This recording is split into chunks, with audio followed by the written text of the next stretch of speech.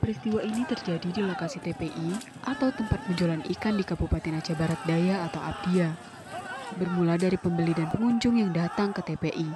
Ternyata, pagi itu di jalan menuju TPI terdapat Satgas Covid dan petugas kesehatan yang menghimbau dan beberapa oknum yang menanyakan sudah divaksin atau belum. Bagi yang belum dan menolak divaksin, KTP-nya akan ditahan oleh petugas. Oleh sebab itu, masyarakat memilih menghindar dan menjauh, sehingga hal ini berpengaruh terhadap omset atau pendapatan para pedagang ikan di TPI.